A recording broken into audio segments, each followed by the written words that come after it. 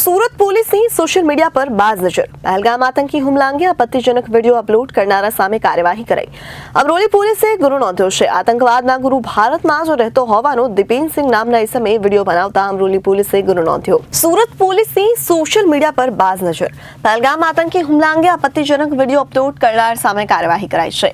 અમરોલી પોલીસે ગુનો નોંધ્યો છે। આતંકવાદના ગુરુ ભારતમાં જ રહેતો હોવાનો દીપેનસિંહ નામના ઇસમે વિડીયો બનાવતા અમરોલી પોલીસે ગુનો નોંધ્યો। પોલીસે વિડીયો બનાવનાર ઇસમની ધરપકડ કરી છે। ભારત પાકિસ્તાન વચ્ચે સર્જાયેલ તંગદિલીમાં ભરી પરિસ્થિતિ વચ્ચે પોલીસે સોશિયલ મીડિયા સામે નજર કરી છે। પ્રધાનમંત્રી અને ગૃહમંત્રીના ફોટાઓ સાથે એવું લખાણ લખ્યું કે પહેલગામ હુમલો એ પૂર્વ નિયોજિત હતું। ભારત અને આતંકવાદના ગુરુઓ રહે છે। પ્રધાનમંત્રી અને ગૃહમંત્રીએ જ આતંકવાદી હુમલો કરાવ્યો છે। ત્યારે અમરોલી પોલીસ દ્વારા દીપેનસિંહના સામે બીએનએસની કલમ 197(1)D મુજબ ગુનો નોંધી વધુ તપાસ હાથ ધરી છે। અમરોલી પોલીસ સ્ટેશનની અંદર ગુનો નોંધાયો છે, કઈ રીતની આખી હકીકત છે અને કઈ રીતે તપાસ પૂરી છે? અમરોલી પોલીસ સ્ટેશનમાં હાલમાં ભારત અને પાકિસ્તાન વચ્ચે જે યુદ્ધનું વાતાવરણ છે અને પરિસ્થિતિ ચાલી રહી છે એ અનુસંધાને સોશિયલ મીડિયા ઉપર ખોટી કોઈ પોસ્ટ કરે અને રાષ્ટ્રને ગેરમાર્ગે દોરવા માટે કંઈ કૃત્ય ન કરે એ માટે સર્વેલન્સ ટીમના માણસો વોચ ઉપર હતા। ફેસબુક, ઇન્સ્ટાગ્રામ દરેક બાબતો તપાસવામાં આવતી હતી।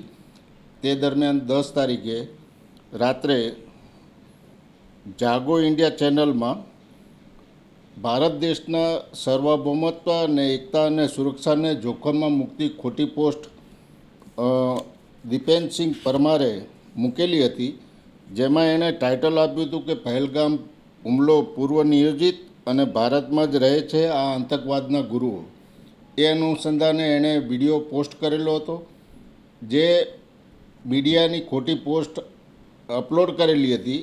એ અનુસંધાને અમરોલી પોલીસ સ્ટેશનમાં એના વિરુદ્ધમાં ગુનો નોંધાયો છે અને હાલમાં આરોપીને એરેસ્ટ કરવામાં આવેલ છે। પોલીસ દ્વારા કઈ રીતે નજર રાખવામાં આવી રહી છે સોશિયલ મીડિયા પર? ખાસ સોશિયલ મીડિયાના પ્લેટફોર્મ ઉપર સ્પેશિયલ સર્વેલન્સની ટીમ મૂકવામાં આવેલી હતી, જે દરેક પોસ્ટ વેરીફાઈ કરતી હતી અને વેરીફાઈ કર્યા પછી એના આધારે આ પોસ્ટ વાંધાજનક હતી અને દેશની એકતા અને સુરક્ષાને જોખમમાં મૂકતી ખોટી અફવા ફેલાવનારી હતી, એટલે એના સામે એક્શન લઈ અને ગુનો નોંધવામાં આવ્યો છે। તો લોકોને શું અપીલ કરશો કે આ રીતે અફવાઓ ન ફેલાય અને અફવાઓથી દૂર રહે? આપણા દેશની અખંડિતતા અને એકતાને સુરક્ષાને અસર કરતી ખોટી પોસ્ટ કોઈ પણ પોસ્ટ કરશે તો એ સોશિયલ મીડિયા ઉપર પોલીસ દ્વારા વોચ રાખવામાં આવેલી છે। આવી કોઈ પણ પોસ્ટ કોઈએ મૂકવી નહીં, કોઈએ ફોરવર્ડ કરવી નહીં અને સાચી હકીકતથી વાકેફ રહેવું। Bureau report Janadesh news.